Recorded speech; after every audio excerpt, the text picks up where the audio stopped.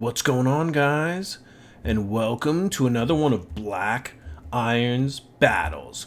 We're here with some more of that Grimgor action. I know it's been a lot of Grimgor lately. I know it's pretty much either Grimgor or Blood Bowl, but at the same time, I mean, there's just so many other people putting out different videos. I'm hoping that if you guys want to see some awesome, awful armies, Grimgor coming at them, that this is going to be your premier channel for bad Grimgor armies for the next week or so. So today we've got Grimgor, we've got our Ard Orde, and we've got him up against the Lizardmen. So these are we're making sure we give you real armies here. These are not joke armies, and I've actually been doing really well. I haven't had as many losses. Actually, I haven't had very many at all, and this, surprisingly, it's been working pretty well.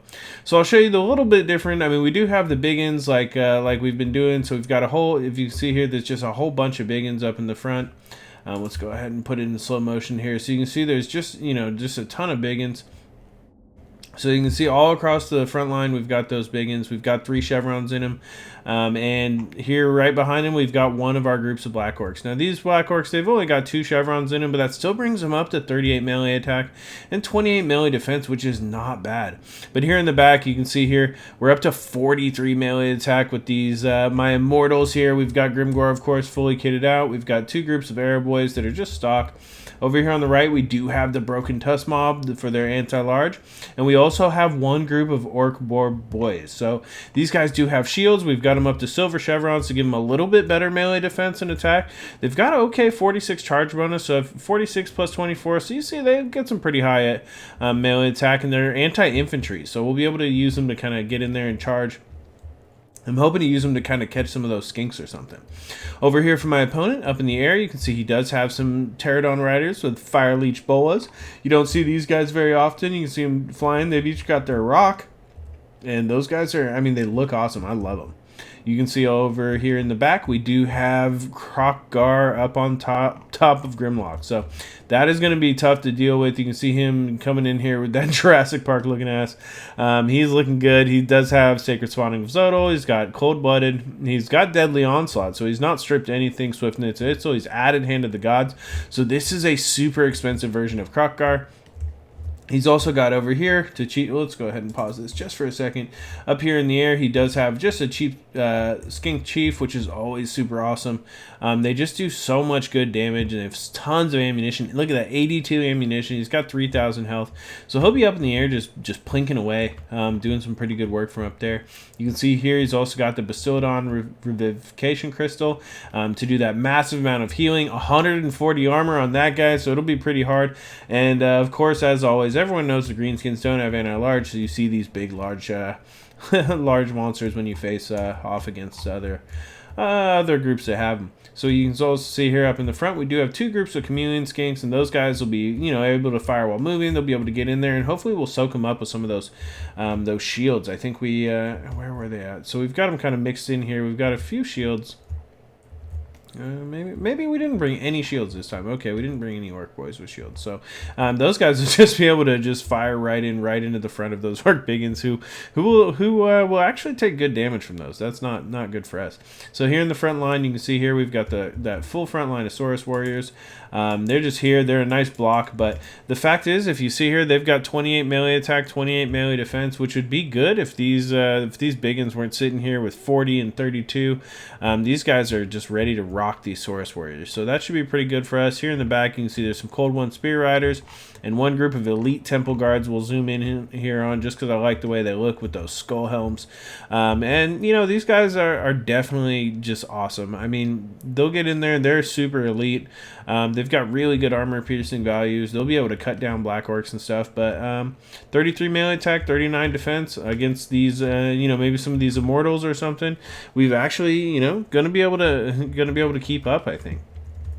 Overall, this is a good match. I hope you guys are going to enjoy it. We'll go ahead and get it started before I bore you guys to tears, and let's go ahead and get into this battle. So right off the bat, you see he is going to move these chameleon skinks up in here, and he is going to start harassing. So I'm going to have to get in there right away. I'm thinking to myself, uh-oh, he's got these pterodon riders up here.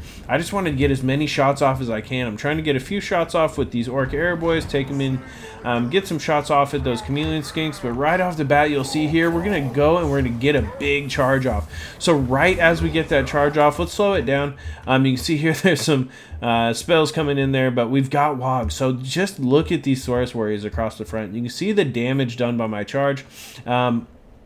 My orc biggins are able to cause a pretty good amount of damage there. So we'll go ahead and get back into full swing, and you see here the Bastiladon just coming through, and he'll do massive amounts of damage, but at the same time we're doing okay. We've got our Wog activated, we're going ahead and killing those Saurus warriors. You see here we are getting some shots off of those orc arrow boys. You can see there are a couple volleys coming in, and they will actually get some good shots off on those chameleon skinks. Here in the front you see those Saurus warriors right there actually starting to rampage because they're getting down to that low health, and we are just cutting them to bits.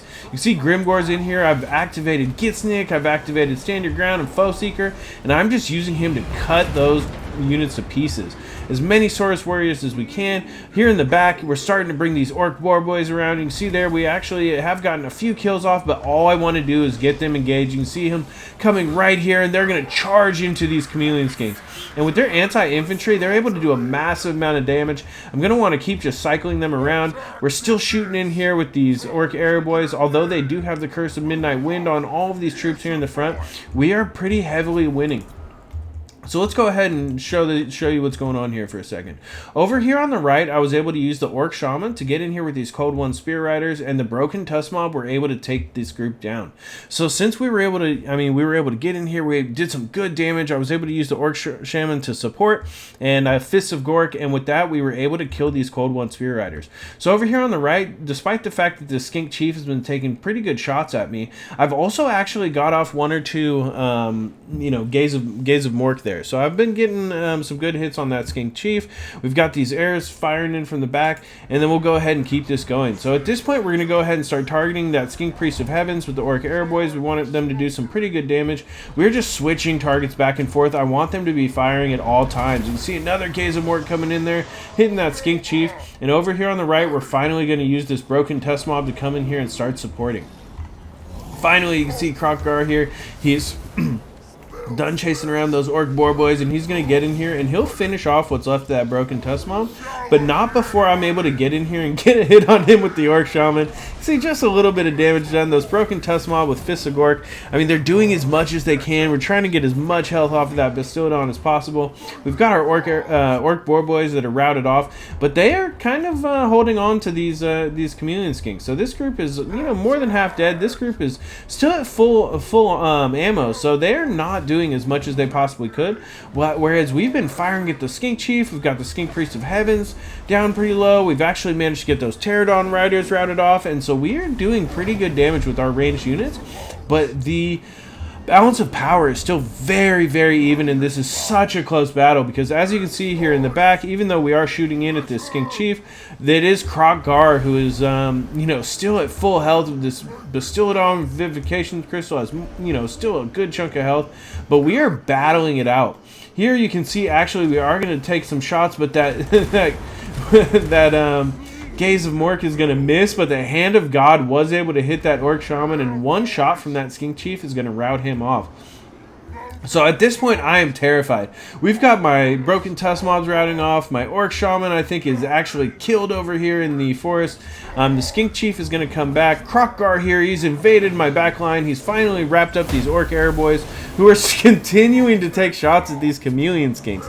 But the big thing here is here in this front line, those Saurus warriors, they're going down. They've pretty much all broken off. The Temple Guards are almost killed, and we are going to get in here and try to surround Kroq-Gar. Kroq-Gar has 5,000 health. He's in there, but with Wog activated, we actually are going to start doing some pretty good damage. You see here, these Black Orcs are up to 25 kills. Not great, but they're destroying those Temple Guards. All of these units are finally surrounding those Temple Guards. Here in the back, you can see with WoG activated, I've actually put both of these groups of Airboys on melee attack mode, and they're getting in here, surrounding this King Priest of Heavens, and they're starting to smack him down. I mean, he only has 30 armor, so even the weak attacks of those Orc Airboys will do a little bit of damage. See here in the back that Kroq-Gar is using the Sacred Spawning Pool just to keep moving. We've actually got... Here we go. Grimgor is right on top of this Skink Priest of Heavens. And you see, it's just going to be like a few swings for him. I mean, Grimgor is going to come in. He's going to do a major swipe there. That takes a couple hundred health off of the Skink Priest. You see there, he's down to 799. He's broken, and he is completely surrounded. A few more swipes from Grimgor. I think that shot misses. But it is just neck and neck at this point. There is all of my... Let's go ahead and just pause it for a second so I can show you. Look at that. So we've lost all of our boar boys. We don't have pretty much any more of our support troops. We've really only got this group of the Immortals here. We've got another group of Black Orcs. We've got a few of these Biggins. I think 2 groups of Biggins here. And we've got the 2 groups of the Orc Airboys and Grimgor. So he actually does have quite a lot. It's going to be really hard to take down Kroq-Gar. He's got these Pterodon Riders up here. He's got some Skink, Chameleon Skinks, some Saurus Warriors. He's got a Skink Chief up here. So this is just neck and neck. You see the balance of power is 100% even. And this is just, I'm just, trying my best to pull out anything I can here. You can see I've got the Airboys off of melee mode. We've got one of them shooting at this group of Chameleon Skinks. We've got the other one shooting at this Skink Chief up in the air. Here you go. You can see these Black Orcs are fighting Saurus Warriors, and they're in here. I mean, this is just a nasty neck and neck battle. These Biggins are in here smacking down. You can see Fire Leech Bolas coming in. Kroq-Gar charging into the back, but we are using stand your ground, so none of these guys are going to break. These Orc Airboys are going to continue to fight. You can see Grimgor here getting right on top of the Kroq-Gar in this battle. And you can see Kroq-Gar and Grimgor. You can see Kroq-Gar using that tail swipe attack. But Grimgor is going to start taking chunks out of Kroq-Gar. So right now, even with that 22 physical resistance, we've got Grimgor with Foe Seeker, and he's going to actually slowly start to chunk Kroq-Gar's health. Kroq-Gar's surrounded by Biggins. He's got Black Orcs here. All of these Temple Guards have shattered. Most of the Saurus Warriors are gone. And it is just anyone's battle. Kroq-Gar is down to half health. We still do have a bunch of troops. Here in the back, you can see we've got Grimgor take a shot and just chop the head. You can see it land there of that Skink Priest. You can see a big Hand of the Gods come in there and hit Grimgor. But I am not sure. At this point, I'm a little bit ahead. You can see here the Chameleon Skinks are out of ammunition. We still have a little bit of ammunition on these Orc Airboys, but they were just routed off by this group of Fire Leech Bolas. Here in the middle, you can see, oh my god, Grimgor's down to 1,000 health. He is fighting. It is neck and neck. Kroq-Gar's got 2,500. Grimgor is just got Gitsnik activated though, so I'm just hitting massive. I'm trying my best. 1,700. You see that little hits coming in from the infantry units, but a big chunk hit. You saw almost 600 damage, I think, comes off. Another 600 damage comes off, and Kroq-Gar's down to 560, and he is shattered. And Grimgor does it, folks. Grimgor kills Kroq-Gar with Foe Seeker and Gitsnik activated. It was an awesome battle. Grimgor rules the world. Grimgor is the best. We did it again. What? So we made it, guys. All right. So you can see here in the post-game wrap-up, we got 40 kills with Grimgor. He was in there killing Saurus. He was in there killing some what was it? The Temple Guards. He did pretty good. The Orc Shaman was targeted. Of course, that Skink Chief was just targeting him, hitting him over and over again. And really, luckily for me, I was able to get off enough Fists of Gork to help the, help those Broken Tusk Mob take out at least that group of Cold One Spear Riders. And then I was able to get them in and use them to help take out that Bastillodon as well. So that anti-large helped, but it was really the anti-large of these Orc Biggins and the Black Orcs. I mean, 4 groups of Orc Biggins there leveled up to rank 3 was just awesome. They were really able to take out those Saurus Warriors, as you saw in that the initial charge with WoG activated. They really did some good initial damage while everyone was still fresh, and it really helped me win that frontline engagement. You saw those Black Orcs. I mean, of course, the Immortals gonna just reign supreme. They're there at the end fighting it while everything's gone. We were able to soak all of the damage from those ranged units. Although we did manage to kill one group, I think, with the by using the Orc Arrow Boys and charging in with these Boar Boys. But you know, we were able to distract. We caused Kroq-Gar to do he spent a lot of time killing these units, you know, of Boar Boys, and you know, we were still able to use them to do some good killing, and it allowed our main thing, the frontline units there. We were able to get 2 wogs off, and we had a great time. Over here for my opponent, 100 kills on Kroq-Gar. As you guys saw, I mean, Kroq-Gar is just always a beast against the Greenskins because there's just so little you can use to stop him. But, you know, I didn't bring any poison but we were able to use Grimgor at the end to just chunk him down with Gitsnik activated, and that was so awesome. It's just always fun to watch. Like, I know Grimgor is bad, but I mean, he does so well for me, folks. I don't know what to tell you. Bring more Grimgor. That's all I got to say. My opponent, it was a great game. I hope you guys enjoyed another one of my new series, Grimgor Against the World, and check me out next time. Thank you guys all so much for watching. Please subscribe for more great online content. This is Black Iron, and this has been another one of Black Iron's Battles.